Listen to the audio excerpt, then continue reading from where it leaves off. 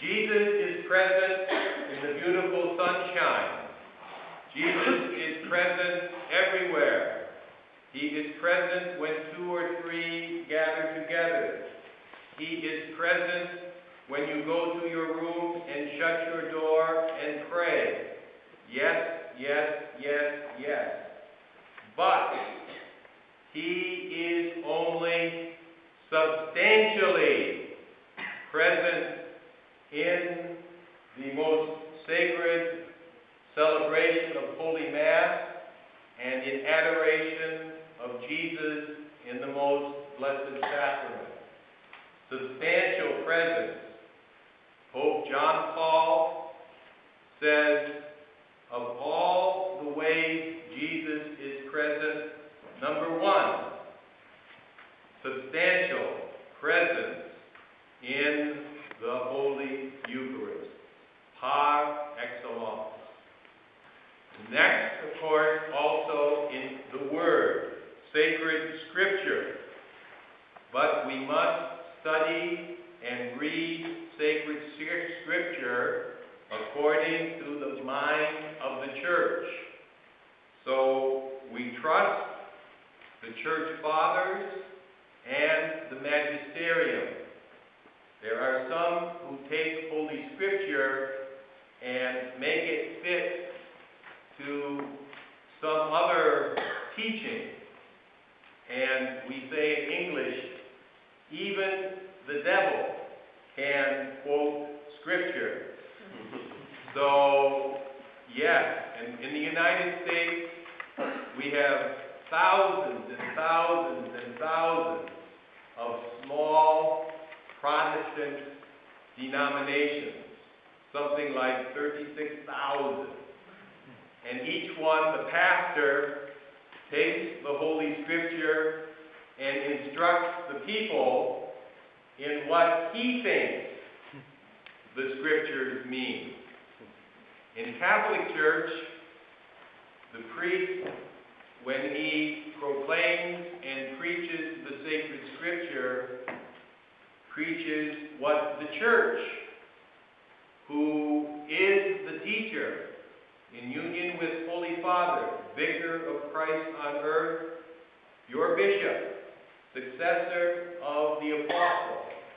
They are the teaching office, and priests and catechists and sisters and lay people, parents, need to be learned in the Catholic truth of the Scriptures.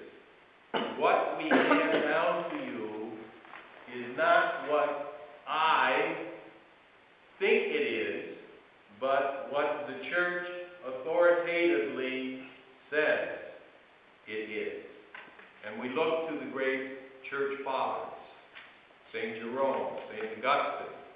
Today, feast of St. Basil the Great, feast day of Father Basil, feast day of my community, Congregation of St. Basil.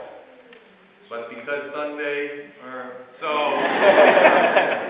next year. But January 2, feast of St. Basil, St. Gregory.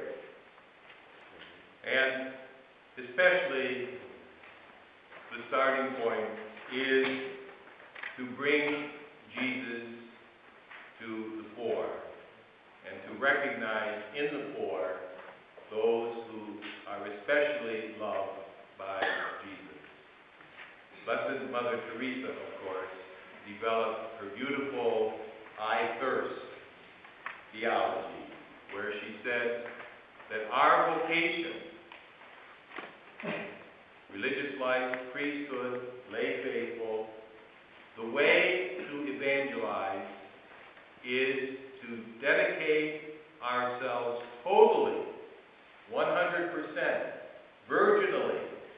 Virginal means 100%. Virgin oil, 100% olive oil. Virgin wool, 100% wool.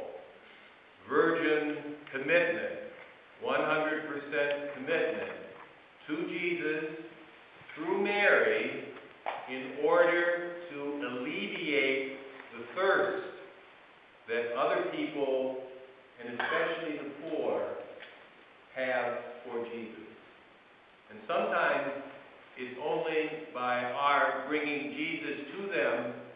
that their own hearts are awakened to their desire for Jesus and for communion with Him. And so, the encounter with Jesus through Mary. Ad Jesum per Maria, to Jesus through Mary. And this I spoke of yesterday, so we don't need to go through this. But Our Lady of Guadalupe, patroness of all America, the United States is under the special patronage of the Immaculate Conception. So our national day of honoring Mary and the great solemnity of Mary's Immaculate Conception. That's why in Washington, D.C., the Basilica of the Immaculate Conception is the Mother Church of the United States. And very beautiful chapels of all the different nationalities represented in the United States. And I'm sure many of you have visited the beautiful Vietnamese chapel in Our Lady's Basilica in Washington, D.C.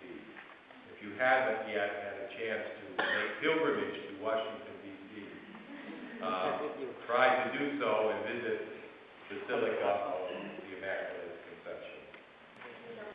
Point number 2, very important for your understanding of the Catholic Church in the United States. I said light, some very good things, and shadows, not so good things.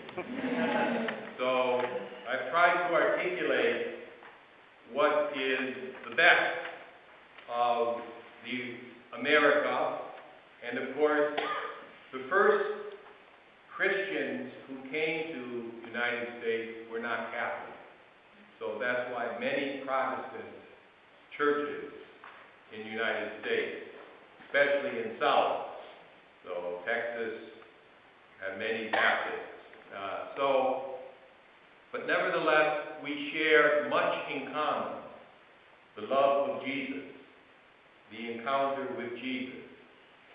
And United States has historically held on to traditional Christian and Catholic values.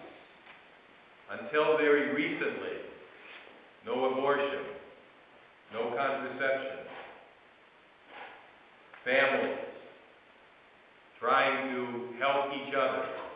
We had problems because especially racial discrimination.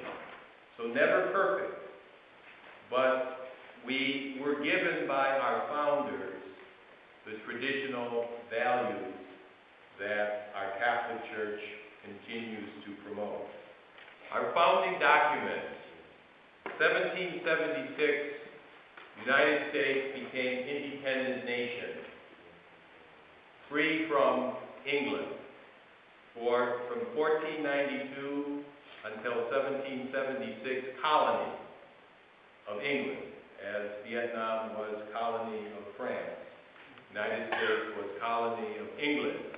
Then 1776, independence.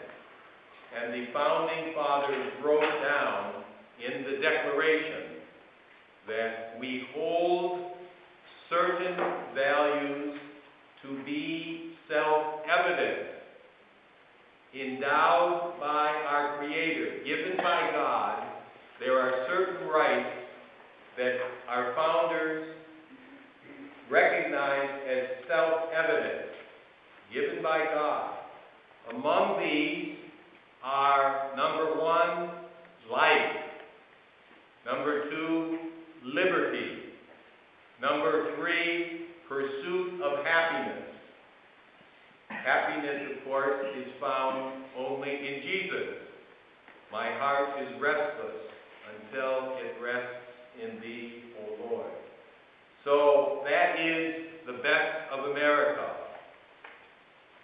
Life for all, from the moment of conception until natural death.